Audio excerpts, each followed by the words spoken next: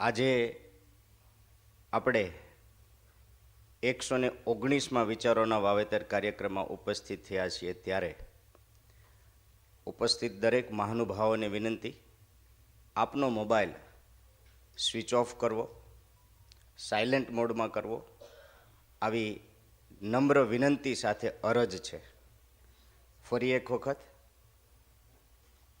દરેક વિચારોના વાહકોને વિનંતી, આપનો મોબાઈલ સાયલેન્ટ કરવો અથવા સ્વિચ ઓફ કરવો.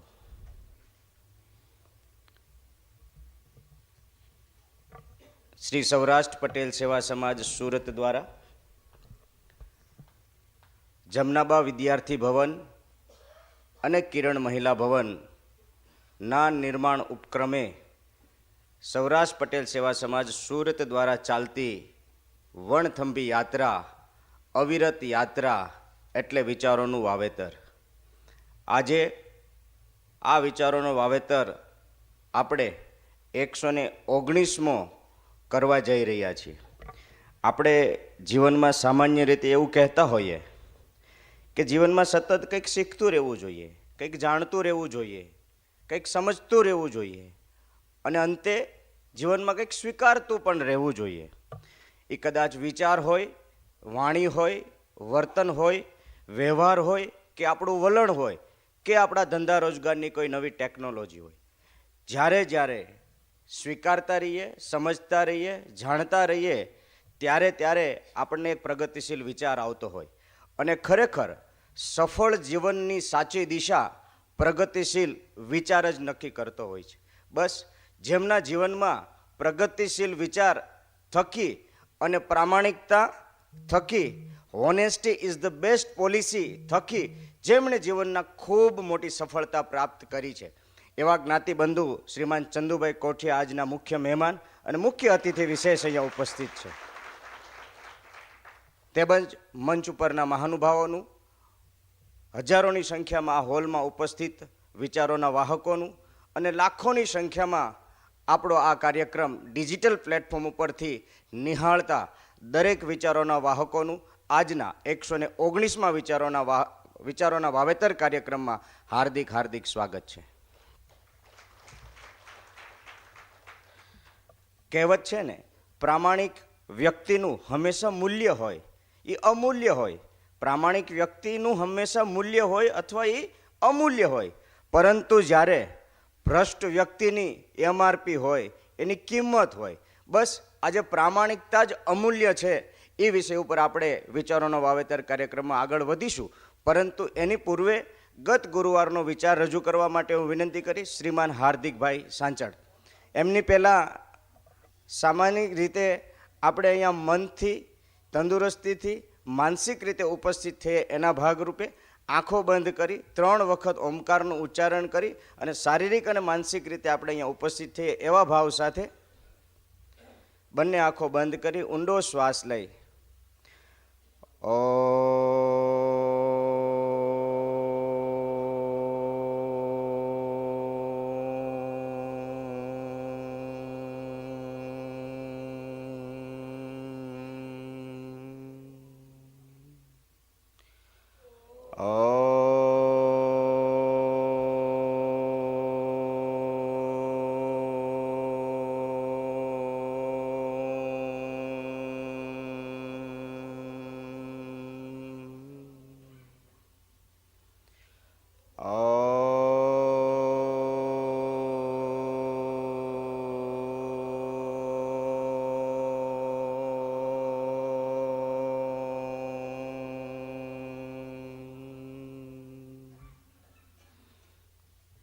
બંને આંખોને બંધ રાખી શ્વાસોશ્વાસની ક્રિયા ઉપર ધ્યાન કેન્દ્રિત કરી ઊંડા શ્વાસ લઈ માનસિક સ્થિતિને સ્થિર કરી જાગૃત અવસ્થાની અંદર પરમ કૃપાળુ પરમાત્માનો આભાર પ્રગટ કરી કે આપણા જીવનની અંદર સૌરાષ્ટ્ર પટેલ સેવા સમાજ થકી ચાલતી વિચારોની વાવેતર કાર્યક્રમના ઉપક્રમે આપણા બધાના જીવનની અંદર આપણું હેલ્થ, આપણી વેલ્થ અને આપણા જીવનની હેપીનેસ ઉત્તરોત્તર વધતી રહે છે.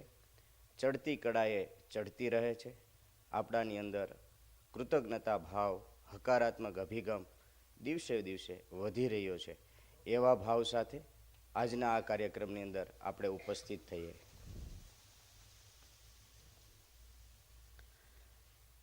વધારે પડતી ખુશી હોય અથવા વધારે પડતું ટેન્શન હોય ત્યારે ભૂલને એક અવકાશ હોય. આજે કંઈક એવું જ હતું. ખૂબ માનવંતા મહાનુભાવોની વચ્ચે વધારે પડતી ખુશીમાં એક ભૂલને અવકાશ હતો. ક્ષમા યાચના સાથે ગત ગુરુવારનો વિચાર રજૂ કરવા માટે હું વિનંતી કરીશ શ્રીમાન હાર્દિકભાઈ સાંચળ. ભાવેશભાઈ, કદાચ આ ભૂલ ના કહેવાય, પણ આ ગુરુવાર જ એટલો આપણા મનમાં ગૂંથાઈ ગયો છે કે એનું ફોર્મેટ આપણને સૌને પહેલેથી જ ખ્યાલ હોય છે. બસ આ વિચાર ફૂલોની જે માળા બની રહી છે એ દર ગુરુવારે હંમેશા મોટી થતી જાય છે. ને એમાં પણ ગત 118માં ગુરુવારે અહીંયાથી આપણા interior designing Veer Narmad south ગુજરાતના પ્રોફેસર અંકિતભાઈ ચાંગાવાલા તરફથી અને આપણા પ્રમુખ શ્રી કાનજીભાઈ ભાલાળા સાહેબ તરફથી ખૂબ જ ઉમદા વિચારોનું વાવેતર થયું હતું. સાહેબે ખૂબ સરસ વાત કરી હતી કે આપણું જીવન છે ને એક દોરડા પર ચાલવા જેટલું કઠિન છે. એક બાજુ જોઈએ તો કઠિન છે, પરંતુ એક બાજુ જો એને સમતોલ તરીકે લઈએ, આપણા જીવનને સંતુલિત રાખીને આપણા દરેક નિર્ણયો લઈએ તો એટલું સરળ પણ છે. કેમ કે આ સમતોલ જીવનમાં રાખવું ને એ ખૂબ જરૂરી છે.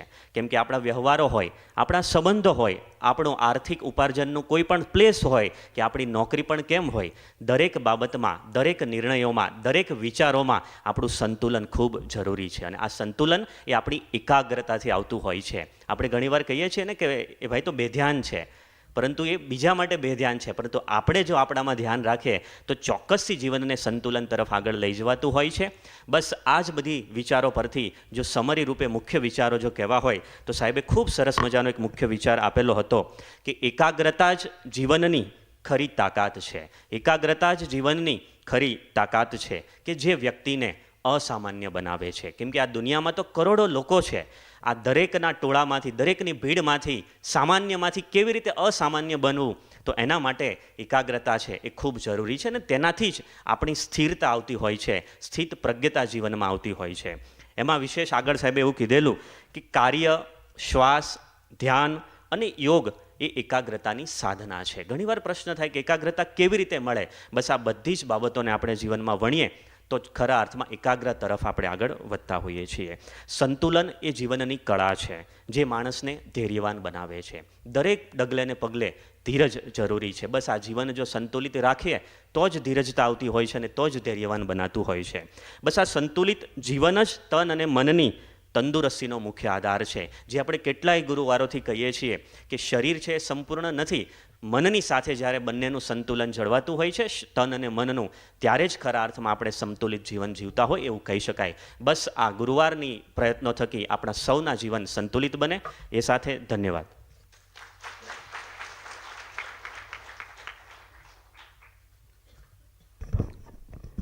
ખૂબ ખૂબ આભાર હાર્દિકભાઈ. ગત ગુરુવારનો વિચાર ખૂબ સુંદર રીતે આપે રજૂ કર્યો. ફરી વખત હૃદયના ભાવથી આપનો આભાર.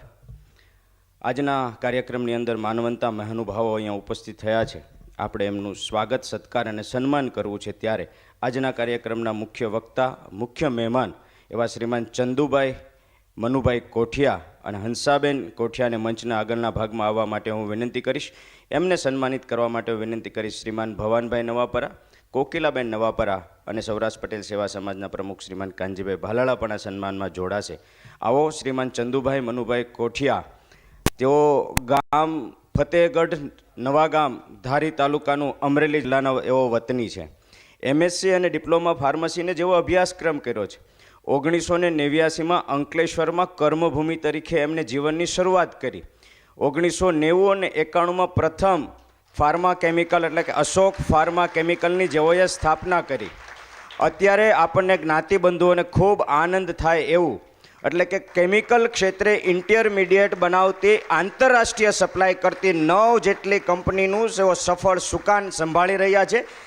એમાંની એક જેઓ શેર લિસ્ટિંગ કંપની એટલે કે Shri Ganesh remedies limited, Shri Ganesh pigment, Shri Ganesh corporation, આવી વિવિધ પિગમેન્ટ બનાવતી કંપનીઓના સફળ સુકાની આપણા જ્ઞાતિબંધુ એટલે શ્રીમાન ચંદુભાઈ મનુભાઈ કોઠિયા. સાથે સાથે જેઓ કમલમ ફાઉન્ડેશન થકી ખૂબ બધી સેવાકીય પ્રવૃત્તિ કરી રહ્યા છે, જેમાં સામાજિક સેવા હોય, જેમાં ઔદ્યોગિક સેવા હોય કે સમાજ પરિવર્તનની સેવા હોય. આવા માનવંતા મહાનુભાવ આજના કાર્યક્રમના મુખ્ય મહેમાન અને મુખ્ય વક્તા શ્રીમાન ચંદુભાઈ મનુભાઈ કોઠિયાને સન્માનિત કરતા અમે હર્ષ અને ગૌરવની લાગણી અનુભવીએ છીએ.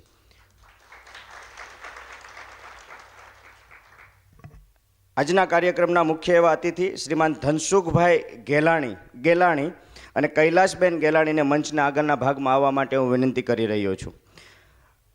એમને સન્માનિત કરવા માટે શ્રીમાન જે કે પટેલ સાહેબ અને રસીલાબેન પટેલને વિનંતી કરીશ અને આ સન્માનમાં શ્રીમાન મનસુખભાઈ વેકરિયા પણ જોડાશે.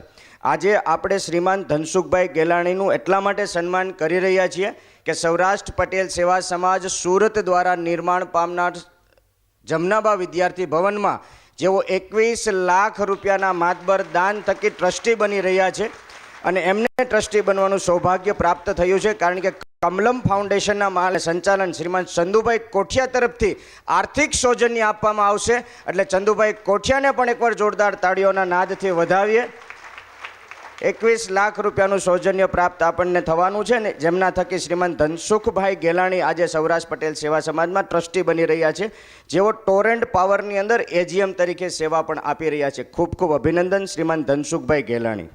હું વિનંતી કરીશ એવા જ એક બીજા ટ્રસ્ટી શ્રીમાન હસમુખભાઈ સાવલિયાને મંચના આગળના ભાગમાં આવવા માટે, એમને સન્માનિત કરવા માટે હું વિનંતી કરીશ શ્રીમાન સૌજીભાઈ વેકરિયા અને ગોવિંદભાઈ સાવસિયાને કે આવો આજે આપણે શ્રીમાન હસમુખભાઈ સાવલિયા ખિસ્સા ગામના ધારી તાલુકાના વતની છે, જેઓ સચિનની અંદર સાવલિયા ટેક્સટાઇલ તરીકે ખૂબ મોટો કાપડનો સફળ ઉદ્યોગ કરી રહ્યા છે, જેઓ પણ આજે કમલમ ફાઉન્ડેશન શ્રીમાન ચંદુભાઈ કોઠિયાના સહયોગથી 21 લાખ રૂપિયાના સૌરાષ્ટ્ર પટેલ સેવા સમાજની અંદર દાતા ટ્રસ્ટી બની રહ્યા છે. તો ફરી એક વખત શ્રીમાન ચંદુભાઈ કોઠિયાની આ લાગણીને અને શ્રીમાન હસમુખભાઈ સાવલિયા આવનાર સમયની અંદર સૌરાષ્ટ્ર પટેલ સેવા સમાજમાં ટ્રસ્ટી તરીકે સેવા આપવાના છે, એ બદલ શ્રીમાન હસમુખભાઈ સાવલિયાને આપણે જોરદાર તાળીઓના નાદથી વધાવીએ.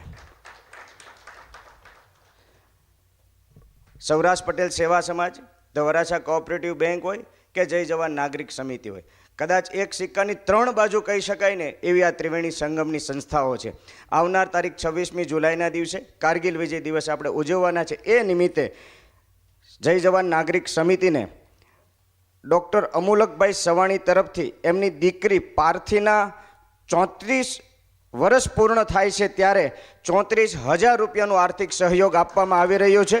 આ આર્થિક સહયોગ સ્વીકારવા માટે હું વિનંતી કરીશ શ્રીમાન કિરણભાઈ ઠુમર અને હાર્દિકભાઈ સાંચળને કે આવો, જેમના હૃદયમાં રાષ્ટ્ર માટેની શૌર્ય રાશિ અર્પણ કરવાની ભાવના છે એવા શ્રીમાન ડૉક્ટર ચેતનાબેન આવ્યા હોય તો એમને પણ મંચ ઉપર આવવા માટે ઝડપથી હું વિનંતી કરી રહ્યો છું.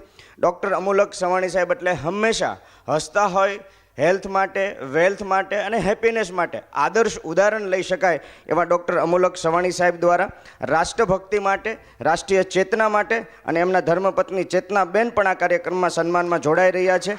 એમની દીકરી પાર્થીના 34 વર્ષ પૂર્ણ થયા છે અને 34,000 રૂપિયાનું જેવો અનુદાન આપી રહ્યા છે. આવો 1 મિનિટ ઊભા રહેજો.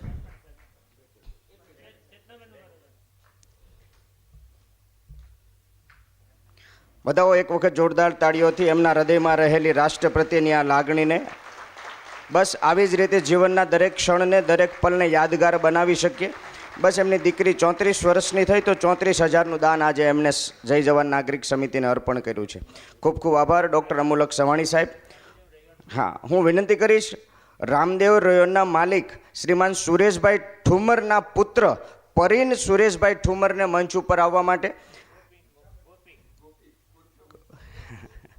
આવો પરીન, એમને આજે એમને ધનરાશિ સ્વીકારવા માટે હું વિનંતી કરીશ શ્રીમાન ધીરુભાઈ સોજિત્રા અને શ્રીમાન કાળુભાઈ સેલડિયાને કે જય જવાન નાગરિક સમિતિમાં શ્રીમાન સુરેશભાઈ ઠુમર દ્વારા લગભગ ઘણા બધા વર્ષોથી આર્થિક સહયોગ નિયમિત રીતે આપવામાં આવી રહ્યો છે. ત્યારે આ વખતે પણ સુરેશભાઈ ઠુમર વતી એમનો દીકરો પરીન એટલે કે ગોપી આજે 1 લાખ રૂપિયાનો જય જવાન નાગરિક સમિતિને ચેક અર્પણ કરી રહ્યો છે. આવા નવયુવાનોના હૃદયની અંદર જ્યારે રાષ્ટ્રીય માટેની જવાનો માટેની ચેતના પ્રગટે ત્યારે આપણને સૌને વિશેષ આનંદ અને ગૌરવની લાગણી અનુભવાતી હોય છે. બસ પરિન તમને અને તમારા પપ્પા સુરેશભાઈને જય જવાન નાગરિક સમિતિ વતી અમે લાખ લાખ અભિનંદન આપીએ છીએ. ફરી એક વખત તમારા હૃદયમાં રહેલી આ રાષ્ટ્ર માટેની લાગણીને અમે નતમસ્તક વંદન કરીએ છીએ અને તમારી ભાવનાને અમે ખૂબ ખૂબ અભિનંદન આપીએ છીએ. ફરી એક વખત પરિન સુરેશભાઈ ઠુમરને આપણે ધન્યવાદ સાથે તાળીઓના નાદથી આપણે આવકારીએ છીએ. 1989ની અંદર અંકલેશ્વરમાં આવીને 90-91માં પહેલી અશોક ફાર્મા કેમિકલની સ્થાપના કરી અને આજે કદાચ મને કહેતા એ વાતનો જ્ઞાતિબંધુ તરીકે આનંદ થશે કે ઇન્ટરમીડિયેટ તરીકે કેમિકલ બનાવી અને વિશ્વના લગભગ 10 સફળ દેશોની અંદર સફળતાપૂર્વક એક્સપોર્ટ કરી રહ્યા છે એવા આપણા જ્ઞાતિબંધુ અને સૌરાષ્ટ્ર પટેલ સેવા સમાજ સાથે જેમના ભાઈ અશોકભાઈ 21 લાખના દાતા ટ્રસ્ટી તરીકે તો જોડાયેલા જ છે અને સમાજ માટે ખૂબ ઉમદા ઉદાહરણ લઈ શકાય એવા શ્રી ગણેશ રેમેડીઝ લિમિટેડના પ્રમોટર ડાયરેક્ટર અને આપણા સમાજના આદરણીય શ્રીમાન ચંદુભાઈ કોઠિયા સાહેબને વિનંતી કરીશ કે આવો આજના આ વિચારોના વાવેતર કાર્યક્રમમાં આપનો શુભ વિચાર રજૂ કરશો. શ્રીમાન ચંદુભાઈ કોઠિયા સાહેબ.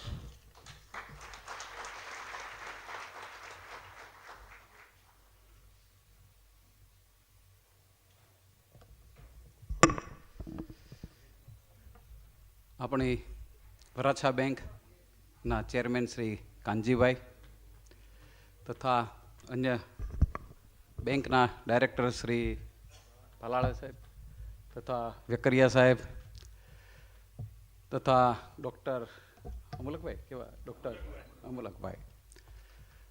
ધનસુખભાઈ ગેલાણી સાહેબ, સાવલિયા સાહેબ, કિરણભાઈ ઠુમ્મર તથા ઓડિયન્સમાં મારા વડીલ શ્રી બાબુભાઈ તથા બીજા તો ખાસ હું પરિચયમાં નથી, પણ કદાચ એક 8, 9, 10 જે ધારી અમે હાઈસ્કૂલમાં હું ભણતો હતો 8, 9, 10 ત્યારે કદાચ હતું કે ભાઈ આપણે તલાટી કમ મંત્રી થાય તો કદાચ થાય, આવી અમારી એક ચાહના હતી, અમારી એક સપનું હતું કે ભાઈ એટલે સુધી માંડ જાઓ. એવા કોણ બાબુ મને હમણાં ક્લાસમેટ મળી ગયો તમારે ક્યાં થાય ઊભો થાય જરા. હા અત્યારે શું કરે મને ખ્યાલ નહીં, પણ જસ્ટ હજી હમણાં જ રિસેન્ટલી તાજી ઓળખાણ થઈ. 8, 9, 10માં અમે સાથે હતા તથા અન્ય વડીલો પણ મને એમ હતું કદાચ આમાં યંગ એન્ટરપ્રેન્યોર વધારે હશે અને કદાચ કોલેજના બહેનો પણ હશે, પણ સમહાવ કદાચ કોઈ બીજી હશે એટલે નહીં આવ્યા, પણ સિનિયર આગેવાનો મારી કરતાં અને કાનજીભાઈ કરતાં પણ ઘણા ઉંમરલાયક છે બધાનો વડીલોનો પણ હું નમસ્કાર તથા માતાઓ, બહેનો અને દીકરીઓ એ પણ ઉત્સાહથી આવી છે અને સવારના એક 8 વાગ્યાના સમયમાં આ બધા દર ગુરુવારે આવતા જશો, પણ આજના ગુરુવારે પણ આપ ખાસ આવ્યા છો એ બદલ હું બધાને વંદન અને નમસ્કાર કરું છું. મારી પહેલાં જે કોઈ 118 ગુરુવારના થોટમાં અલગ અલગ સ્પીકરો, અલગ અલગ નિષ્ણાંતો જે તે ફિલ્ડના હશે એ બધા બોલી ગયા, એ પણ ઘણા અલગ અલગ વિષયો ઉપર બોલ્યા હશે. તો 119માં તરીકે મને આજના મારા વિચારો રજૂ કરવાનો એક મોકો આપવા બદલ હું કાનજીભાઈ ભલાળા તથા અન્ય આપણા કન્યા વિદ્યાલયના અને બેંકના મેનેજિંગ ટ્રસ્ટીઓ અને કારોબારીનો બધાનો ખૂબ ખૂબ આભાર માનું છું, કારણ કે આ એક લાઈવ પ્લેટફોર્મ છે આપણું અને એક જે સક્સેસફુલ સફળ થયેલા અલગ અલગ ફિલ્ડના નિષ્ણાંતોનું એક આ પ્લેટફોર્મ છે. એટલે એમાં એક કવિની જેમ બુક લખી નાખી કે બુક લખે છે અને કરવું ઘણું બધું અલગ હોય છે. તો એ બાબતે હું ફરી વખત આ બધા મને સાંભળવા આવ્યા છો એ બધાને આવકારું છું. તો મારા અનુભવ ઉપરથી એક વાત કરવી હતી કે સમસ્યાનું નિરાકરણ લાવવું હોય, કોઈ પણ સમસ્યા હોય, કે રોડની હોય કે ઇલેક્ટ્રિસિટીની હોય કે કોઈ ડિઝાસ્ટરની હોય. હવે એક મારે પૂછવું તો આમાંથી જાપાન કોણ જઈને આવ્યું છે? જાપાન જઈ આવ્યા. અચ્છા, આમાંથી હમણાં બાજુમાં જ આપણો નાનો દેશ, આપણી કરતાં નાનો 7.5 લાખની વસ્તી ધરાવતો દેશ ભૂતાન કોઈ જઈ આવ્યું છે? અચ્છા, તો જે લોકો જી આવ્યા છે એને ખ્યાલ હશે કે સમસ્યાનું નિરાકરણ કઈ રીતે લાવવું. તો એક કોઈ પણ સમસ્યા હોય તો સમસ્યા આવતા પહેલાં એના વિચારો તો શિક્ષણવાળા વિચારી શકે કે ભાઈ આ કેમ આવી છે, પણ એનો ત્વરિત ઉકેલ લાવવો, એનું કેમ ઓછા ખર્ચામાં ઓછા સમયની અંદર નિકાલ લાવવો, એ તો અનુભવી માણસો જ લાવી શકતા હોય છે. એવું ઘણી જગ્યાએ આપ ધારો કે હમણાં આ ગંભીરા બ્રિજ પડ્યો એનો એક પીસ પડી ગયો, ત્યારે પણ આપ જોયું છે. હું કોઈ ન્યૂઝપેપર ઘરે મંગાવતો નથી, એના સાક્ષી છે મારા મિસિસ. ન્યૂઝપેપર પણ મંગાવતો નથી, ન્યૂઝ પણ જોતો નથી. હું કામ ઇઝ પૂજા, વર્ક ઇઝ વર્કશોપ, અને સમાજમાં જાઉં છું. કારણ કે આમ તો કહે છે ને કે લેણા દેણી પૂરી થઈ હશે ત્યારે ડિવિઝન થયું એનું. પછી આજની તારીખે 20 વર્ષથી ડિવિઝન થયા પછી MSc ગોલ્ડ મેડલિસ્ટ હોવા છતાં એ આગળ તરક્કી નથી કરી શકતા, એટલે પ્રગતિ નથી કરી શકતા.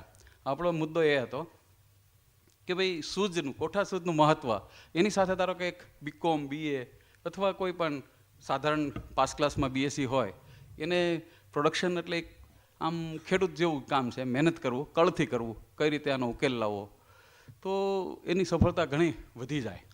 એટલે આ બેનું કોર્ડિનેશન થાય તો સારા માર્ક્સ, નો ડાઉટ આપણે શિક્ષણના વિરોધી નથી, અમે બધા પાસ ક્લાસવાળા.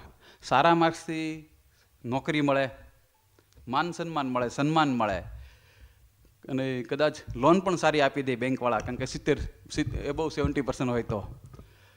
પણ સફળતા થવા માટે એને ક્યાં વાપરવું અને એને કઈ રીતે લોનને ઇમ્પ્લિમેન્ટ કરવું, કઈ રીતે પ્રોજેક્ટ જલ્દી સેટઅપ કરવો, કારણ કે અમે ઘણી બધી લોનો લેતા હોઈએ, પણ એ લોનને કેમ ઇમિડિયેટલી પ્રોડક્શનમાં લાવવું, એ બધું એક અંદરથી સૂઝ આવતી હોય છે.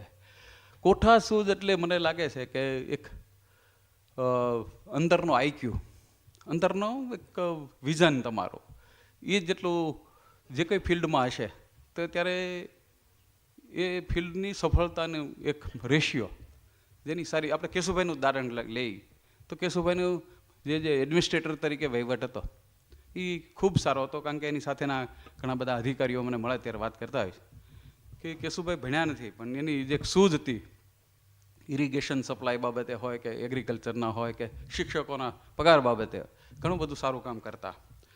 પછી ધારો કે નવા નવા પડકારો આવે, નવા નવા એક્ટ આવે, નવા રૂલ્સ આવતા હોય, GSTના રૂલ્સનું એમેન્ડમેન્ટ ઘણા વખત આવ્યું, ત્યારે પણ શિક્ષણની જરૂર પડતી હોય. પણ જ્યારે કોરોના જેવો વાયરસ આવ્યો હોય, ઓછા મેન પાવરથી ચલાવવાનું હોય, ત્યારે એક હિંમતવાન માણસ, એક દીર્ઘદ્રષ્ટિવાળા માણસો હોય તો એની ફેક્ટરીઓને અમે જોયું છે, અનુભવ્યું છે આ ત્રણેય એસ્ટેટમાં, એ લોકોને મંદીની અસર અમુક નહીં, એક સારા અવસરમાં સારો મોકો મળ્યો, એક બહુ સારી ઓપોર્ચ્યુનિટી મળી ગઈ. કારણ કે એ અરસામાં બીજા દેશોની અંદર, યુરોપિયન દેશોની અંદર ખૂબ રિસેશન, એટલે ખૂબ ડરપોક, બહુ ડરી ગયા હતા માણસો, એટલે ત્યારે ઇન્ડિયાને ખૂબ સારો અવકાશ મળ્યો, અને જેમાં હિંમતવાન હતા, જે સૂઝવાળા હતા, એ લોકોએ ખારી એવી એક તકનો લાભ મળી ગયો હતો. પછી વિદ્યાર્થીઓએ ખાસ 8, 9, 10થી જ આમ તો બીજ રોપવા જોઈએ કે ભાઈ આપણે શું આગળ જતા કરવું છે. કદાચ આપણા વખતે ત્યારે કોઈ એવા મેન્ટોર હતા નહીં, એટલે ખ્યાલ નહીં કે ભાઈ આપણે શું આગળ ભણશું.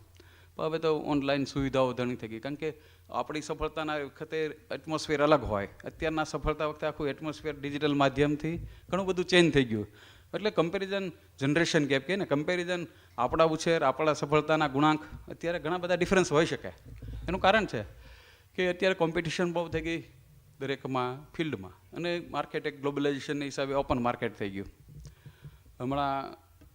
તો સિદ્ધ થવા માટે, સફળ થવા માટે મારું એવું માનવું છે, મારું અંગત માનવું છે કે એક સફળતા ભણેલ ગણેલ હોય અને કોઠા સૂઝ હોય, તેમ છતાં પણ રેરલી ફેલ્યોર થતા હશે, પણ એમાં જો હિસાબ કિતાબ લખવાની ટેવ રાખે અને એમાં એક રોકાણનો મોકો શોધી લે કે ભાઈ ટીપી ક્યાં ખોલવાનો, ધારો કે રિયલ એસ્ટેટવાળા હોય તો અહીંયા ટીપી ખોલવાનો છે, એ જો એક ચતુરાઈપૂર્વક એને જિજ્ઞાસા હોય ને જાણી લે તો ધનવંત થવામાં વાર નથી લાગતી. એટલે જે તે ફિલ્ડમાં અમારામાં પણ એવું હોય, અમને ખબર હોય કે ભાઈ અમને એમ હતું કોરોના 3 વાયરસ આવશે, એટલે એના ઇન્ટરમીડિયેટની અમે તૈયારી કરતા હોય, અથવા 2026માં ગેસ્ટ્રોલોજીની જે હોય ગેસ્ટ્રિક પ્રોબ્લેમના હિસાબે જે દવાઓ સંશોધન થયું હોય અમેરિકામાં એની પેટર્ન પૂરી થવા આવી. પેટર્ન પૂરી થાય એટલે જનરિક થઈ જાય.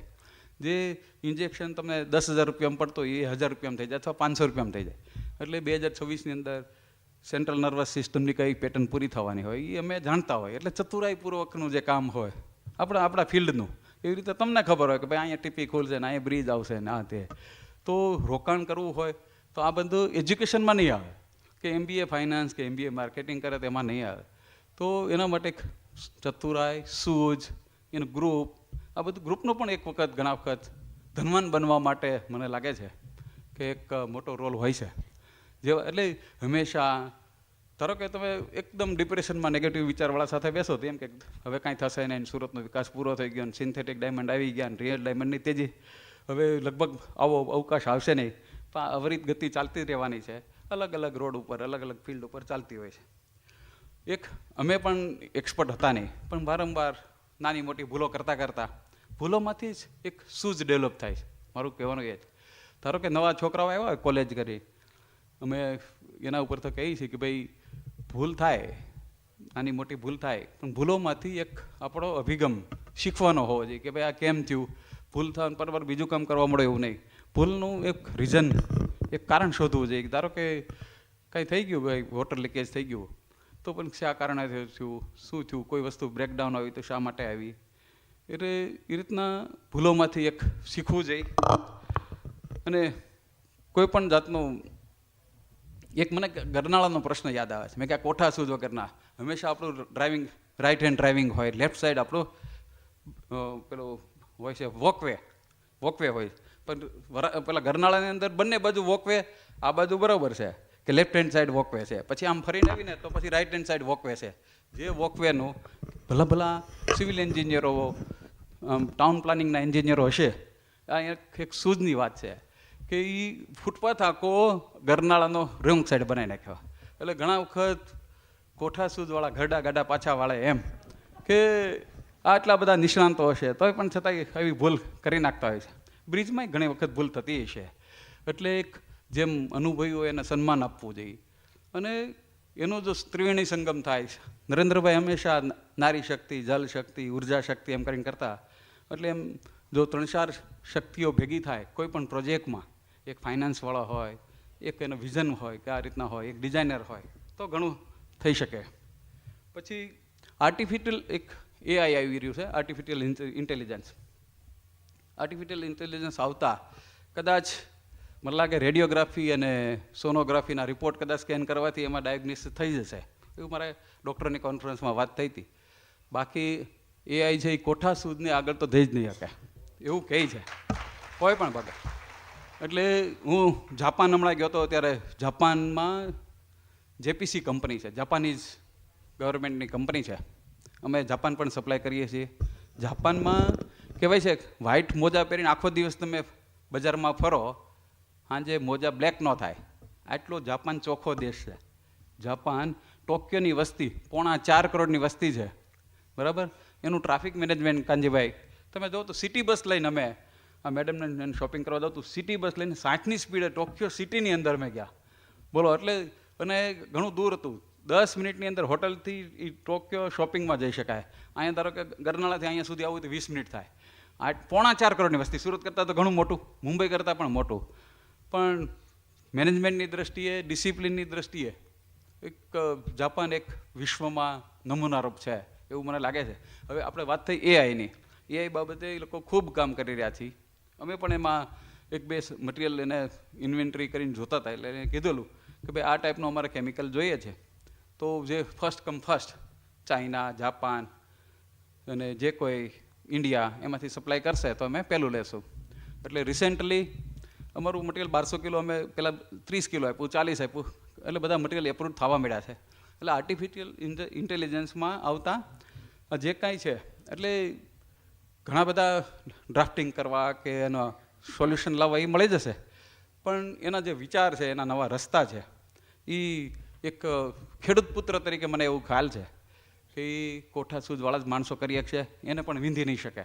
જેવી રીતે હજી વર્લ્ડમાં બ્લડ બન્યું નથી ક્યાંય, લોહીની ક્યાંય જગ્યાએ કોઈ જગ્યાએ હજી બ્લડ બનાવતી ફેક્ટરી આવી જ નથી. એ કુદરતે એના હાથમાં જ રાખ્યું છે. આ બધા હ્યુમન બિંગ, આ બધા એક હરથી ફરતી બ્લડ બેંક જ ગણાય, બરાબર? એવી રીતે હવે મારી લિસ્ટિંગ કંપની છે બોમ્બે સ્ટોક એક્સચેન્જમાં. લિસ્ટિંગ કંપનીમાં મેં જોયું કે કોઈ મોટી કંપનીમાં કે મોટા શોરૂમમાં સેલ લખ્યો હોય કે ભાઈ અહીંયા 25% સેલ, 35% સેલ, તો ત્યારે સેલ જોઈને માણસો શોપિંગ વધારતા હોય છે. અમારામાં ઉલટું છે. અમારામાં પડતો શેર આમ જાય, પછી જ્યારે વધવા મળે ત્યારે ખરીદી નીકળે.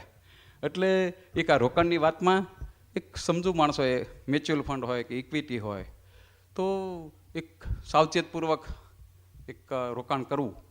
એક ઇન્વેસ્ટમેન્ટ માટે ઘણી બધી હમણાં મને કોઈ કહેતું હતું કે ઘણા બધા અનઓથોરાઇઝ ડબ્બા ટ્રેડિંગ ચાલતા હોય છે. મારી કંપની 8 વર્ષથી લિસ્ટિંગમાં છે. એટલે આમાં છેતરપિંડી ન થાય, આમાં કાંઈ ફ્રોડ ન થાય.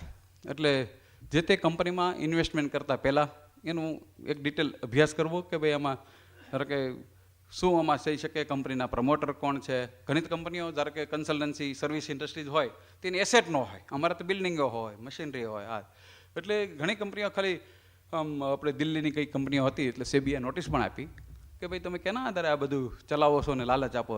એટલે ખાસ યંગસ્ટરમાં, એમાં આપણા પટેલ કોમ્યુનિટીમાં યંગ દીકરીઓ પણ હવે ઇન્વેસ્ટમેન્ટ કરતા આવી છે. તો આમાં કોઈ શિકાર ન બને. હું કંઈ MBA ફાઇનાન્સ કર્યું નથી, આ તે કોઠા સુધના દાખલા રીતે કહું છું કે અમને ઘણા વખત પૂછતા હોય છે ટીવીવાળા કેવી રીતે તમારે આમાં ઇન્ટરવ્યૂ આપવું છે. પણ મેં કીધું આમાં પેન્શનના પૈસા, વૃદ્ધો કોઈ હોય એના પૈસા, બચત, નાના દીકરા દીકરીઓના બચતના પૈસા, આવા લૂંટેરું પણ આમાં ભળી ગયા છે સાથે. જેવી રીતે મંદિરમાં પોકેટ મારો હોય એમ. તો શેર બજારથી પણ એકદમ સાવચેતીપૂર્વક અભ્યાસ કરીને જ આગળ વધવું. જે કોઈ રોકાણ કરો એમાં સારા માણસો સાથે, એમાં બુક ઉપરથી ક્યાંય ઇન્વેસ્ટમેન્ટ કરવા જેવું નથી. સારા માણસો, કોઠાસૂઝવાળા વડીલો હોય અથવા જે તે ફિલ્ડના એમાં વડીલો, એને પૂછીને કામ કરવું, એવી એક મારી સલાહ છે. પ્લસ આ જે ટ્યુશનથી એક ટ્યુશન પ્રથા બહુ છે. હું પણ સ્કૂલ ચલાવું છું અંકલેશ્વરમાં. એમાં અમારે 100% રિઝલ્ટ આવે છે અપ ટુ 10th સ્ટાન્ડર્ડ સુધી. એમાં અમારે છોકરાઓ ઘણા બધા ચાર્ટર્ડ એકાઉન્ટ પણ થયા, ઘણા વકીલો પણ થયા, ઘણા ડૉક્ટરો પણ થયા છે. તો આજે એક ટ્યુશન પ્રથા છે. અમે ટ્યુશન તો 10 ધોરણ સુધી બંધ કરાવી દીધા. અમારા કોઈ પણ ટીચર ટ્યુશન નહીં કરી શકાય બબ્બાએ. એટલે આ જે ટ્યુશન પ્રથા છે એટલે આમાં કદાચ 2-4 અમારા મિત્રોને એવું લાગે ટ્યુશન પ્રથા એ એક ઠીક છે, પણ માણસનું જે એને કુદરતી જે ગ્રાસ્પિંગની કેપેસિટી છે ને 16 GB, 28 GB, 32 GB છે, એ એટલા પ્રમાણે જ કેચઅપ કરશે. પણ એને રીતે ખીલવા દેવું જોઈએ એવું મારું માનવું છે. એટલે આ દેખાદેખીમાં બહેનોએ ખાસ દેખાદેખીમાં કે ભાઈ આ સ્કૂલમાં મૂક્યો મારો બાળક, આ સ્કૂલમાં આનો છે, તેમાં નહીં ઉતરી એને થોડીક નજીકની સ્કૂલોમાં મૂકો. એને થોડોક ભણવા માટે એની રીતે ભણવા દો. અપ ટુ 10th સ્ટાન્ડર્ડ સુધી બહુ તો મને લાગતું કે એમાં આગળ જતાં બહુ ઉપયોગી થાય. પણ એ જે એને રમતગમત કરી છે અને એની રીતે જે ડેવલપ થયો હશે એટલું એને શીખવા દેવું જોઈએ. અને એને કેમ પ્રમાણિક બનાય, આત્મનિર્ભર કેમ બનાય. ધારો કે હમણાં ભૂતાનનો દાખલો કહો. ભૂતાનમાં મારા ગોગલ્સ પડ્યા એક જગ્યાએ. તો ભૂતાન તો 7.5 લાખ વસ્તીનો. તો સાંજે અમે ફરીને બ્રિજ ઉપરથી પાછા આવ્યા, તે લોકોએ ગોગલ્સ અમને પાછા આપ્યા. એટલે એટલો પ્રમાણિક દેશ ભૂતાન. એટલે આપણો પણ એક અત્યારે માણસો પ્રમાણિક બને, હકનું લે, અહકનું લેવું નહીં. અને આત્મનિરીક્ષણ કરો કે ભાઈ આપણો મોહલ્લો છે, આપણું જે કંઈ છે કોર્પોરેટર તો કેટલું લિમિટેશન કરી દે. કંઈ કોર્પોરેટર ઘરે ઘરે ઊભા ન રહે. કે જિલ્લા પંચાયત આવતી હોય તો કંઈ દરેક ગામડે કંઈ જિલ્લા પંચાયત પહોંચે નહીં. કે મેયર આવતો હોય તો મેયર દરેક જગ્યાએ પહોંચે નહીં. પણ ચોખ્ખાઈ માટે હવ ડિસિપ્લિન રાખે. ભૂતાન નાનું, એકદમ નીટ એન્ડ ક્લીન, એકદમ એનો અમે કુંફૂન, પારોન 2-3 સિટીમાં ગયા હતા બેન, એકદમ તમે કદાચ જાણ્યો છો કે એકદમ નીટ એન્ડ ક્લીન. તો ભારત આવું કેમ ન થાય? આપણે કમસે કમ ભારત છોડીએ તો આપણું બેંક કેમ ન થાય એવી. કે આપણો વિસ્તાર, આપણો વરાછા વિસ્તાર, આમ માણસોને લાગવું જોઈએ કે અમેરિકાથી કેનેડા છોકરા આવે ને 5 વર્ષે કે આમ કંઈક ભારત બદલ રહ્યા એવું લાગવું જોઈએ. એવી મારી સૌ, ધારો કે માવો ખાતા હોય તો ઘીંજામાં કમસે કમ કાગળ નાખે જ્યાં પિચકારીઓ ન મારે. કોઈ વ્યસન હોય તો એના માટે અમેરિકામાં ને એમાં યુરોપમાં સિગરેટ પીતા હોય પણ એની પેલી હોય ને ડસ્ટબિન એમ જ નાખતા હોય.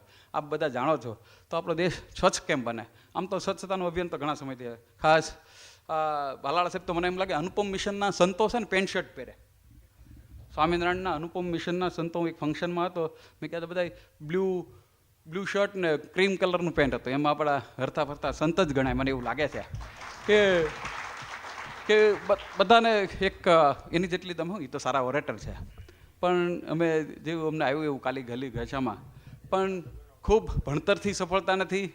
ઘણા અમે આઈએસને પણ ઓળખવી છીએ, ઘણા આઈપીએસને પણ ઓળખવી છીએ, અમારી સાથેના પણ હતા, અત્યારે ગાંધીનગરના કલેક્ટર પણ મારા એક જુનિયર જ છે. એટલે બહુ ટકા આવવાથી, બહુ સારું સફળ થવાથી, એટલે આમાં બધું જોઈ. ધારો કે કોઈ પણ વસ્તુ બનાવતા એમાં તેલ હોય, ખાંડ હોય, પણ હાવ એજ્યુકેશનથી જ ભવ પાર થાય એવું બહુ મુશ્કેલ છે. એજ્યુકેશન તો અહીંયા ક્યાં સુધી અશ્વિની કુમાર સુધી, ડૉક્ટર, સીએ, એમબીબીએસ જે કાંઈ હોય એ તો ત્યાં સુધી છે. જીવનનું ભાથું હંમેશા અપંચમહાભૂત તો અહીંયા જતું રહેવાનું છે. હંમેશા સારા કામ કરો, સારા દાતાઓ બનો. આમાંથી દાતાઓ હશે તો યાદ કરશે કે કાંતિ દાદા આ કરી ગયા, કે ગણેશવાળા કે આ કરી ગયા. એટલે સૌને મારી અપીલ કે બધી બહુ આમ રાખે નહીં, આ તો ભગવાનનું દીધેલું છે ને ભગવાન માટે વાપરવાનું છે. લાંબી યાદી એ જ રહેશે. બાકી ગમે એવી ડિગ્રી કે ગમે એવો હોદ્દો, માન સન્માન અશ્વિની કુમારે પૂરું. ચાલો, જય હિન્દ.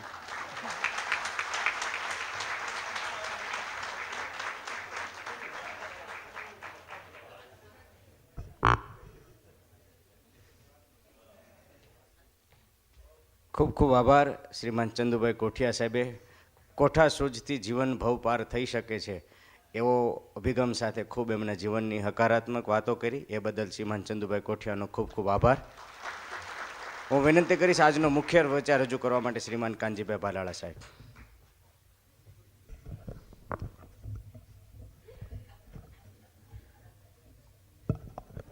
કંઈ નહીં, દાદા થઈ જાય એમાં કહેવાના. અહીંથી એક વખત એવો વિચાર રજૂ થયેલો, જ્ઞાન કરતાં વિવેક વધુ મહત્ત્વનો છે. આ વિવેકમાં જ કોઠાસૂઝ છે, અને કોઠાસૂઝ માટે સમજણ જોઈએ, અને સમજણ માટે સારા વિચાર જોઈએ. એટલે જ શ્રી સૌરાષ્ટ્ર પટેલ સેવા સમાજ સુરત દર ગુરુવારે હેલ્થ, વેલ્થ અને હેપીનેસને ધ્યાનમાં રાખી આ વિચારોનું વાવેતર કરે છે. ગત ગુરુવારે જે સાહેબ આપણા આવ્યા હતા અંકિતભાઈ, અને આપણા હાર્દિકભાઈએ રજૂઆત કરી, એકાગ્રતા એ જ શ્રેષ્ઠ શક્તિ છે. બહુ મોટું મહત્ત્વ એકાગ્રતાનું કહ્યું. આજે 119માં થોટમાં ચંદુભાઈ ઘણી બધી વાતો કરી, પણ નાની વાતને એક જીવનને વધુ સારું કેમ કરાય, એણે કોઠાસૂઝની પણ વાત કરી, પ્રમાણિકતાની પણ વાત કરી, ડિસિપ્લિનની પણ વાત કરી, જીવનની સમજણની પણ વાત કરી, અને પોતે પોતાના વ્યૂ રજૂ કર્યા. એવા ચંદુભાઈ કોઠિયાને આપણે જોરદાર તાળીથી વધાવીએ. ધારી પાછળનું ફતેહગઢ ગામ, પોતે બીએસસીને ડીફાર્મ થયા.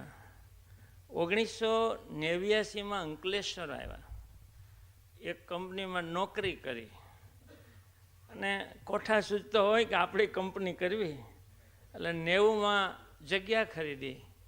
91માં અશોક ફાર્મા કેમ નામની એણે કંપનીની શરૂઆત કરી. બસ પછી આગળ વધતા જ ગયા. આમ તો 4 ભાઈ, હસમુખભાઈ, પછી ચંદુભાઈ, નાના ભાઈ અશોકભાઈ નામે અશોક ફાર્મા, અને એક ભાઈ દેશમાં ખેતી કરે. બસ આ ત્રણેય ભાઈઓના પરિવારને, આમ તો ચંદુભાઈ 3જા નંબરના ભાઈ, પણ ખૂબ પરિવારને સાથે રાખીને એણે વિકાસ કર્યો. 9-10 કંપનીઓ બનાવી, અને એક છેલ્લી company Ganesh industries, Ganesh remedies, એનો તો પબ્લિક ઇસ્યુ પણ બહાર પડ્યો 18-19માં. 10 રૂપિયાનો શેર આજે 650 છે. હા, 650 રૂપિયા શેરનો ભાવ છે. એક વેલ્થ ક્રિએશન કરવી હોય તો કેમ થઈ શકે? એક એમએસસી ભણેલા વ્યક્તિ ડીફાર્મ કરીને પછી કેટલું સર્જન કરી શકે? એ અંકલેશ્વર ઇન્ડસ્ટ્રીઝ એસોસિએશનના પ્રમુખ ને હોદ્દેદારો હશે. આવી ઇન્ડસ્ટ્રીનું ફેડરેશન હોય, ગુજરાત સ્ટેટ ઇન્ડસ્ટ્રી ફેડરેશનના પણ પ્રમુખને જોઈન્ટ સેક્રેટરી વાઇસ પ્રેસિડેન્ટ તરીકે કામગીરી કરી. આવા ઘણા બધા સંસ્થાઓમાં પણ લીડરશિપ કરી છે. સામાજિક સંસ્થાઓ તો લગભગ કોઈ બાકી જ નથી, બધી સંસ્થાઓમાં યોગદાન આપ્યું હશે. આપણે ત્યાંનો પરિવાર ટ્રસ્ટી, સરદારધામમાં, ખોડલધામમાં, તમામ જગ્યાએ સેવા, એને ગામમાં પણ ખૂબ સરસ પ્રવૃત્તિ કરી. આવી એક સેવાના ગુણ પણ ખરા. હંસાબેન, ખૂબ તમે ચંદુભાઈને મોરલ એક સપોર્ટ આપતા હશો. હંસાબેન માટે જોરદાર તાળી આપણે પાડવી છે. એક સેવાનો ગુણ ખરો. એટલે અશોકભાઈને તો ટ્રસ્ટી બનાવ્યા, પછી થોડા દિવસ પહેલાં ફોન આવ્યો, તો કંજીભાઈ મારે કમલમ ફાઉન્ડેશનમાંથી, અમારો આખા સર્કલ છે કમલમ ફાઉન્ડેશનનું, તો એમાંથી મારે 21 લાખનું દાન આપવું છે, હું તમને એક નામ આપું, એ ટ્રસ્ટી. મેં કાંઈ વાંધો નહીં. બીજા દિવસ સવારે પાછો ફોન આવ્યો, તો એક કામ કરો, હું 2 ટ્રસ્ટીના પૈસા આપી દે, 42 લાખ રૂપિયાનું દાન આપ્યું. બસ આ કમલેન્ટ ફાઉન્ડેશનના જ બીજા 2 મિત્રો અહીંયા ગેલાણી સાહેબ છે. ધનસુખ, ધનની તો જરૂર હતી જ. તો ધનસુખભાઈ ગેલાણી, એનું ગામ ઇંગોરાળા જાગાણીનું, ટોરેન્ટ કંપનીમાં તેઓ એજીએમ છે. આવા એક શિક્ષિત વ્યક્તિ પણ આવી સંસ્થામાં ટ્રસ્ટી તરીકે જોડાય. કૈલાસબેન, તમને અને ગેલાણી સાહેબને અમે ખૂબ દિલથી આવકારીએ છીએ. જોરદાર તાળીઓ. અહીંયા બીજા જ એમના સાથી મિત્ર હસમુખભાઈ સાવલિયા, હસમુખભાઈ સમુભાઈ સાવલિયા, ખીસા ગામ, ટેક્સટાઇલ ઉદ્યોગ સાથે સંકળાયેલા, એ પણ આપણા નવા ટ્રસ્ટી બને છે. અને જોરદાર તાળીઓ. અહીંયા જ અતુલભાઈ નાકાણી, ચંદુભાઈ આવ્યા જ છે, તમારા મિત્ર નાકાણી સાહેબ. દીકરીના જેટલા વર્ષ થાય એટલે દર વર્ષે પૈસા આપે, તો 34 વર્ષ થયા તો 34,000 રૂપિયા વીર શહીદ જવાનોના પરિવારને આપવા માટે આપ્યા. ડૉક્ટર અમુલકભાઈ સવાણી. પેલા રામદેવ રિયોન કંપની વતી, આમ તો રામદેવ રિયોનના સુરેશભાઈ ઠુમર, મનોજભાઈ રાખોલિયા અને જયંતિભાઈ ભુવાઈ 3ની કંપની છે. એ કંપની વતી અહીંયા ગોપીન 51,000 નહીં 1 લાખ રૂપિયાનો ચેક એમણે આપ્યો છે. એ કંપનીને પણ અમે અભિનંદન આપીએ છીએ. અહીંયા ઉપસ્થિત તમામ મહાનુભાવો, સોજીભાઈ ભવનભાઈ સહિત આગળના તમામ મહાનુભાવ ઉપસ્થિત સર્વે. દરેક માણસમાં કોઠાસૂઝ હોય જ છે. મેં ભાવેશભાઈને કાલે મળ્યા ને પૂછ્યું, મેં તો આ ચંદુભાઈ લખ્યું છે કોઠાસૂઝ, તો કોઠાસૂઝ એટલે શું થાય? સમજીએ બધા, પણ સમજાવો કોઠાસૂઝ એટલે શું? આ બહુ શબ્દો આજે સમજવો છે આપણે. એટલે ભાવેશભાઈ ધડધન કીધું, જ્યાં શિક્ષણ કે ટેકનોલોજી કાંઈ કામ ન આવે અને ત્યારે મનમાં જે ઉગે ને એને કોઠાસૂઝ કહેવાય. લો, આ તમારી કંપની. આ કોઠાસૂઝની કેટલી સરળ વ્યાખ્યા થઈ ગઈ. દરેકના મનમાં, દરેકમાં આ કોઠાસૂઝ હોય છે. બસ એક કોઠાસૂઝનો સ્પાર્ક, કોઠાસૂઝ જે ઉગાડે છે ને, એ આપણા હૃદયમાં રહેલા પરમાત્મા, એ આત્માને હું વંદન કરું છું. ગત ગુરુવારનો વિચાર તો હાર્દિકભાઈ બહુ સરસ રજૂ કર્યો. મને ખૂબ એ વિચારમાંથી એટલું ગમ્યું કે જીવનની સુખાકારીનો આધાર એ એકાગ્રતા છે. બસ તમે ધંધો કરતા હો, વ્યવસાય કરતા હો, ચાલ્યા જતા હો, એકાગ્રતા, તમારે સુખી થવું હોય તો બહુ મુદ્દો ધ્યાનમાં રાખજો.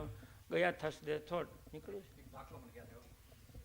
હવા કાઢી. હા, ના, એટલે ગઈકાલે અમારે પ્રમ દિવસે એક કન્ટેનર મોકલવાનું છે લંડન, એટલે 18,900 માલ.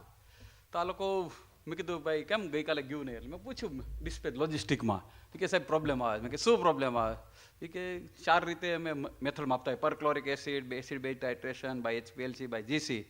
એટલે બધા કન્ફ્યુઝન થાય. એટલે મેં પાછું લોજિસ્ટિકવાળાને, એને ઉપરનો હેડ હતો, એને પૂછ્યું, મેં કેમ ભાઈ આમાં શું પ્રોબ્લેમ છે? કોઈ બોલતું નથી કાંઈ. સાહેબ સાલું percentage non aqueous titration by NOH, એ કે લિમિટ 67 છે, 67.2 આવે. મેં કે એમાં શું થઈ ગયું? 1 ડોલ કોસ્ટિક નાખી દો ને પછી સેમ્પલ આપો.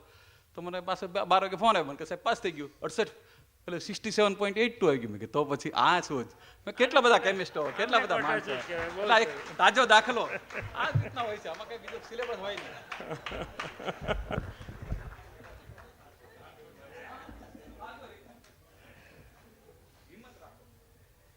પહેલાં જાનમાં ઘરડાને એટલે લઈ જતા હતા કે ત્યાં કોઠાસૂઝને કામ પડે. આ કોઠાસૂઝ બહુ બહુ તમને આમ જીવનમાં કોઠાસૂઝ છે ને તમારો રસ્તો સરળ કરી દે જો કોઠાસૂઝ વધારે હોય તો. પણ મારું વાક્ય યાદ રાખજો, દરેકમાં કોઠાસૂઝ હોય જ છે. પણ કોઠાસૂઝ આપણે કરીએ છીએ, આ જે સૂઝ આવે છે એ કોઠાની નથી, મનની છે.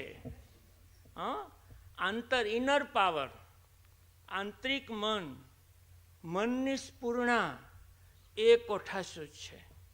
તમે કંઈક મૂંઝાયેલા હોવ, કશું કંઈ આપણાથી થઈ કેમ નથી, ત્યારે જે રસ્તો નીકળે કે આમ કરું, તો એ કોઠાસૂઝ છે. આ છે ને બહુ આપણો કોઈ પ્રશ્નનો ઉકેલ અંતર્મનથી સૂઝે તો એને કોઠાસૂઝ કહેવાય. એટલે જ કોઈ ઝઘડો હોય, કોઈ સમાધાન કરવા મોકલવા હોય તો આપણે કેવા વ્યક્તિને શોધીએ છીએ? એ કોઠાસૂઝવાળાને. કારણ એમાં કેવા ઇસ્યુ આવશે એનો તરત જવાબ આપવો અથવા એને સમજાવવું, આ કોઠાસૂઝ છે. એટલે કોઠાસૂઝ જીવનમાં આપણને ખૂબ કામ લાગે છે. ચંદુભાઈએ કેશુભાઈનું ઉદાહરણ આપ્યું, એ બધા આપણે એને કહેતા કોઠાસૂઝ છે. કદાચ સૌરાષ્ટ્રવાસીઓની સૌથી સારી પ્રગતિ કોમ્યુનિટી તરીકે થઈ હોય તો એની પાછળ પણ આપણું કોઠાસૂઝ છે. આ કોઠાસૂઝ ક્યાંથી આવે? મનમાંથી આવે. તમે મનને સાચવો, મનને ખુશ રાખો, મનને સારા વિચાર આપો, મનને ઘડો, મનને સમજણ આપો, મન સાથે વાતો કરો, તો એ જે તમારું મન કેળવાય એ કોઠાસૂઝવાળો કહેવાય. અને એ તમને તમારી કોઈ પણ મર્યાદા આવી જાય આગળ વધવાની, તમે કંઈક મૂંઝાયેલા હોવ તો એમાં રસ્તો નીકળે. આપણને ખબર છે આ આત્મહત્યાઓ થાય છે ને એનું એક કારણ કોઠાસૂઝ ન હોવાને કારણે થાય છે. તમે મૂંઝાયેલા હોવ તો તમે જ તમારો ઉકેલ શોધો ને. એ ઉકેલ આવવો જોઈએ. અત્યારના જનરેશનમાં આ નથી. એટલે એક નાનકડી મુશ્કેલીમાં મૂંઝાઈ જાય છે, એને મનમાંથી એનો જવાબ મળતો નથી, એટલે વચ્ચે વિચાર કરવા માંડે કે હવે મરી જાઓ. વિચારો આમ પોઝિટિવલી સ્ફુરવા જોઈએ. કોઈ પણ પરિસ્થિતિમાં એ આવી શકે. દાખલા તરીકે ગોવિંદભાઈ ધોળકિયા છે, કેશુભાઈનું ઉદાહરણ એને આપ્યું. ગોવિંદભાઈનો દાખલો આપું તમને. એ 7 ધોરણ ભણેલા છે, પણ IIM-માં, IIT-માં અને ઈસરોમાં એ લેક્ચર લેવા માટે બોલાવ્યા છે. એમાં શિક્ષણ ક્યાં આવ્યું? શિક્ષણ ક્યાં આવ્યું? શિક્ષણ જોઈએ જ, પણ શિક્ષણ જ્યાં પૂરું થઈ જાય છે ત્યાં તમારી અંતર્મનની સ્ફૂર્ણા, એને આપણે કોઠાસૂઝ કહો, વ્યવહાર કુશળતા કહો, એ શરૂ થતું હોય છે. જીવનમાં ભણ્યા એવું તો ક્યાંય આવતું જ નથી. ડૉક્ટર સાહેબ સર્જરીનું ભણ્યા છે, પણ દરેક પેશન્ટમાં કાંઈક જાતે નિર્ણય લેવો પડે એવું આવે જ. કંઈ ભણ્યા એવું જીવનમાં આવતું જ નથી. આપણે જે જીવીએ છીએ એ આપણે આપણા પ્રશ્નનો જાતે ઉકેલ કરતા થઈએ છીએ, એ આપણી કોઠાસૂઝ છે. પણ કોઠાસૂઝની સાથે એક નીતિમત્તા. કોઠાસૂઝ છે ને એ આઈડિયા જ આપે. કોઠાસૂઝ આપણને કોઈ સોલ્યુશન આપે. કોઠાસૂઝ આપણે કંઈક કરવું હોય એના માટે આમ કર એવું ઇનર આપણને પ્રેરણા આપે. અને આવી જ પ્રેરણા લાદેનને પણ મળી હશે ને તો જ એણે આ હુમલો તોડ્યો હશે ને. એટલે કોઠાસૂઝ આવું પણ કરાવે. પણ કોઠાસૂઝની સાથે જો નીતિમત્તા હોય, નિષ્ઠા હોય, પ્રમાણિકતા હોય તો કોઠાસૂઝ તમને મહાન વ્યક્તિ બનાવી શકે. આ કોઠાસૂઝની તાકાત છે. નીતિમત્તા, આ શબ્દ આવ્યો. નીતિમત્તા એટલે શું? નૈતિકતા, સારું આચરણ, સદાચાર, સત્ય, આવું જે જીવન જીવાય એને નીતિમાં. આપણે કહેતા ભાઈ ધંધામાં નીતિમત્તા રાખો, આમ કાંઈ ન હાલે છે ને. જીવનમાં પણ નીતિમત્તા આવે. એમ નીતિમત્તા પણ જીવનમાં હોવી જોઈએ. આ ચંદુભાઈની જે ગ્રોથ છે એ કદાચ એ સમજાવી શક્યા ન હોય પૂરું, એવું બને, પણ એની જે ગ્રોથ છે એની પાછળનું રહસ્ય એ કોઠાસૂઝ તો હોય જ. દરેક ધંધાવાળાને જો કામ ઝડપથી કરાવવું હોય તો નાના મોટા કોઠાસૂઝ હોય તો જ તમે તમારું કામ કરી શકો. પ્રગતિનો આધાર એ સૂઝ છે, માત્ર શિક્ષણ નથી. નીતિમત્તા પણ જોઈએ તો તમે સારો ગ્રોથ કરી શકો. જેણે પૈસા આવ્યા પછી પણ આમ સારું જીવન જીવવું હશે એમાં નીતિમત્તા હશે તો જ સારું જીવન જીવી શકે. પૈસા તો આવી શકે એક વખત, પણ સારું જીવન ન આવી શકે. આપણે વિચારોનું વાવેતર, આપણે મનને ઘડવાનું કામ કરીએ છીએ એટલા માટે જ કે આપણે સારું જીવન જીવી શકીએ. તો એમાં નીતિમત્તા ખૂબ અગત્યની છે. સદાચાર, સત્ય, પારદર્શકતા, ઓનેસ્ટી કીધું ને, ઓનેસ્ટી એ જીવનમાં હોવી જોઈએ. પણ સૌથી અગત્યનો જો કોઈ મુદ્દો હોય તો એ પ્રમાણિકતાનો મુદ્દો છે. આમ નીતિમત્તામાં પ્રમાણિકતા આવી જાય, નિષ્ઠા આવી જાય, પણ પ્રમાણિકતા બહુ સરસ એને સમજવું હોય તો સમજી શકાય કે સ્વાર્થ વગરનું આચરણ એ પ્રમાણિકતા છે. બસ કોઈ પણ. આમ તો છે ને ગાંધીજીએ 4 પાપ કીધેલા. પાપ એટલે આવું ન કરાય એવો મિનિંગ થાય. પાપ કીધેલા, એમાં પહેલું પાપ કીધેલું ખંત વગરની ખેતી કરવી એ પાપ છે.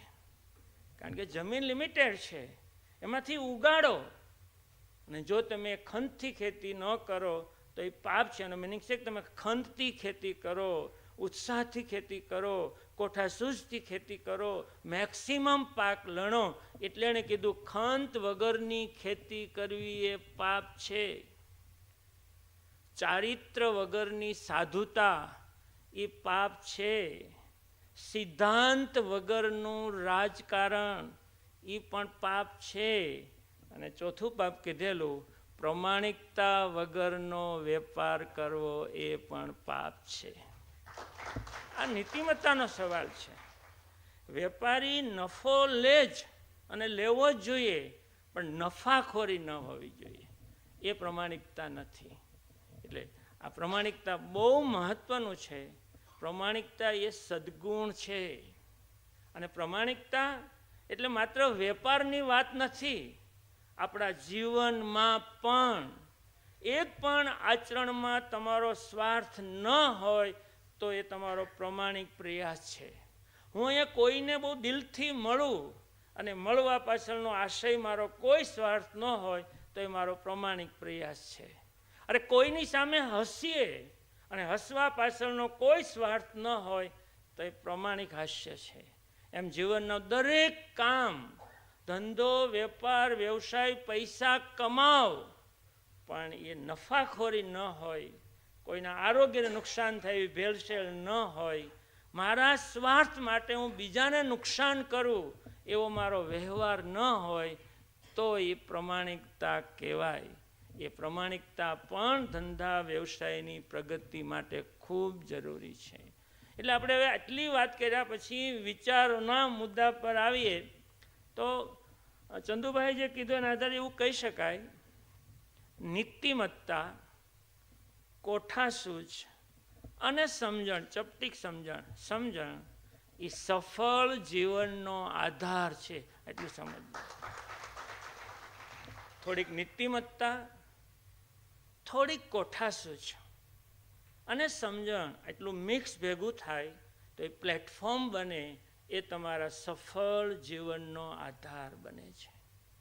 તમે પતિ પત્ની હોવ તોય તમારા વ્યવહારો પ્રમાણિક હોવા જોઈએ, સમજણ હોવી જોઈએ. પત્નીને શું તકલીફ પડે છે અને એના માટે મારે શું ઉપાય કરવો એ કોઠાસૂઝ પણ જોઈએ. પત્નીને પણ ખબર પડવી જોઈએ કે મારા પતિને યોગ્ય પ્રગતિશીલ બનાવવા માટે શું કરવું. થોડુંક ને ઘડીક ખોટું બોલવું પડે એમ નથી કહેતા, એ ખોટું બોલવું પડે એ કોઠાસૂઝ છે. કોઠાસૂઝમાં કંઈ છુપાવીએ ને જો સ્વાર્થ હોય તો એ પ્રમાણિક નથી. પ્રમાણિક કોઠાસૂઝ વપરાય તો તમારા દાંપત્ય જીવનને પણ સારું રાખી શકો. યાદ રાખજો, આ જીવન જીવવા માટે છે, જીવવા માટે છે. આપણે બધા મોટા ભાગના જીવીએ છીએ, જીવતા નથી. એ સારું જીવવું હોય તો સારા વિચારો જોઈએ, કોઠાસૂઝ જોઈએ, સમજ જોઈએ, અને એના માટે જ આ વિચારોનું વાવેતર કરીએ છીએ. કોઠાસૂઝની બીજી વાત કરીએ ને, ભાવેશભાઈ આપેલો વિચાર જ મેં લખેલો હતો, બહુ એને શબ્દો બદલા કે કોઈ પ્રશ્નનો ઉકેલ અંતર્મનથી સૂજે. કોઈ પણ પ્રશ્નનું શું કરવું, એવલું પેરામીટર્સ વધી જતા હતા તો શું કરવું તો નહોતું એક્સપોર્ટ થતું. તો ચંદુભાઈ કીધું એક ડોલ પાણી નાખી દો એટલે પેરામીટર સરખા થઈ જશે. આપણે દાળમાં પાણી નાખીએ છીએ કે નહીં એ તમારી કોઠાસૂઝ છે. કે ઘાટી થઈ ગઈ નાખો, ખારી થઈ ગઈ નાખો પાણી, ઘટી તો નાખો પાણી. તો આ જીવનમાં આપણે ડગલે ને પગલે કોઠાસૂઝ વાપરતા હોઈએ છીએ. પણ આજે માત્ર કોઠાસૂઝનો અર્થ નથી સમજવો. આ જેને કોઠાસૂઝ મનમાંથી નીકળે ને, તો મન એવું બનાવવું છે કે મારા તમામ મર્યાદા પડકારો હોય ત્યારે મને જીવવાની કોઠાસૂઝ નીકળે, પ્રશ્નનો જવાબ મારામાંથી નીકળે, એવું આપણે મન બનાવવાનું છે. સારા વિચારો કરવાના છે, મનને ખુશ રાખવાનું. જોજો તમે ખીજાયેલા હોવ, સ્ટ્રેસમાં હોવ ત્યારે તમને કાંઈ દજ સૂઝતી નથી. તમે મનથી પ્રફુલ્લિત હો, કીધું ને ઊંડા શ્વાસ લઈએ તો તરત જ આપણને જ આપણો ઉપાય જડે છે. એ કોઠાસૂઝ છે. એટલે કોઠાસૂઝ માત્ર કોઈ અભણ હોય ને સારું કામ કરે એ કોઠાસૂઝ નથી. કોઠાસૂઝ તો દરેક જગ્યાએ આવે. અરે આપણા સૌરાષ્ટ્રમાં કયું વાહનને તગડો શું કહે છે? ચકડો નહીં, ઓલો ખેતરમાં હાલે સનેડો. આ સનેડો જે શોધાણો છે એ કોઈ એન્જિનિયરિંગ કોલેજે બનાવી આપ્યો નથી, કોઈ એન્જિનિયરે બનાવી આપ્યો નથી. સામાન્ય અભણ જે લુહાર હતા ચિત્તલ કે જસદણ, એણે સનેડો બનાવી અને ખેતરના ખેડૂતોને એક ઉપયોગી સાધન આપ્યું. આને કોઠાસૂઝ કહેવાય, આને કોઠાસૂઝ કહેવાય. ઓલો માર્કેટિંગનું નથી. એક મેળામાં એક ભાઈ ફુગા વેચતા હતા ખૂણા ઉપર. તો ગ્રાહકો ઓછા થઈ જાય ને એટલે એક ફૂગો છોડી હવા મૂકી દે, એટલે ફૂગો દેખાય એટલે બાળકો તરત વેન કરે, એ પાછા લેવા આવે. આ માર્કેટિંગ ટ્રીક છે. માર્કેટિંગ ટ્રીક કોઈ પણ હોય એમાં કોઈની કોઠાસૂઝ સમાયેલી હોય છે. એન્જિનિયરને કંઈ પુલ બનાવો તો એ ભણેલો છે, પુલ બનાવી શકે, પણ એ રસ્તા, એ બિલ્ડિંગો, એ વળાંક ત્યાં એ કોઠાસૂઝ ન વાપરે તો બે બાજુ ફૂટપાથ થઈ જાય. ખ્યાલ આવે ને? એમાં એ વાત સાચી, તમે સમજાય? ફૂટપાથનું ગરનાળામાં એક જવાનું હોય ને એક આવવાનું હોય. જ્યારે જવાનું હોય ત્યારે આ બાજુ પ્લેટફોર્મ હોય છે, આવવાનું ગરનાળું આ બાજુ પ્લેટફોર્મ હોય છે, બે બાજુ છે. આ એક નાની ટેકનિકની વાત છે, પણ આવી કોઠાસૂઝ ભણતરમાં હોય છે. પણ પ્રમાણિકતાની મેં તમને વ્યાખ્યા આપી એ કે કોઈ પણ સ્વાર્થ વગરનું આચરણ એ પ્રમાણિકતા છે, એ નીતિમત્તા છે, એ તમારું જીવન છે. અને એને જ એટલે જ છેલ્લો મુદ્દો કહી શકાય કે પ્રમાણિકતા એ શ્રેષ્ઠ સદ્ગુણ છે. યાદ રાખજો, પ્રમાણિકતા એ શ્રેષ્ઠ સદ્ગુણ છે, અને એ જ વિશ્વાસ અને તમને માન મળે છે.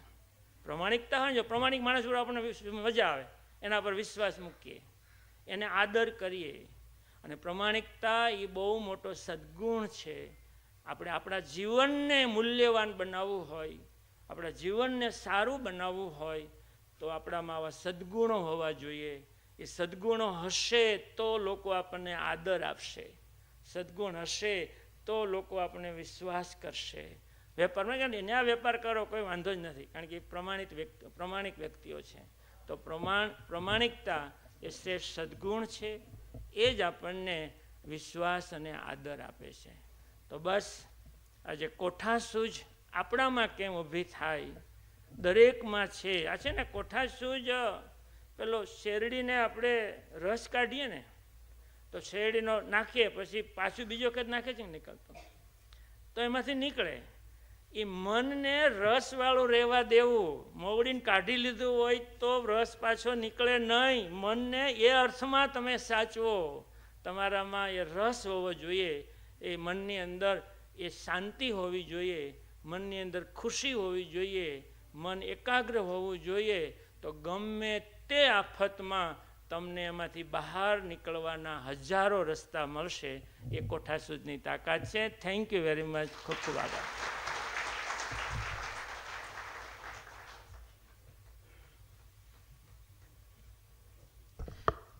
ખૂબ ખૂબ આભાર. આજના કાર્યક્રમ 119મો વિચારોનો વાવેતર કાર્યક્રમની અંદર માનવંતા મહેમાન શ્રીમાન ચંદુભાઈ કોઠિયા તેમજ સમાજ અગ્રણીઓ ઉપસ્થિત રહ્યા. એ બદલ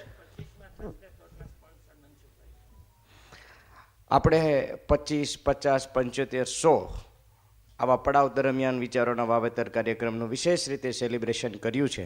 ત્યારે સવાયુ એટલે કે 125મો વિચારોનો વાવેતર કાર્યક્રમ આપણે 28 ઓગસ્ટના દિવસે ઉજવવા જઈ રહ્યા છીએ. ત્યારે એ કાર્યક્રમના મુખ્ય સ્પોન્સર અતિથિ શ્રીમાન મનસુખભાઈ વેકરિયા, મનસુખભાઈ રાજા દિલના માણસ આ કાર્યક્રમના મુખ્ય સ્પોન્સર છે.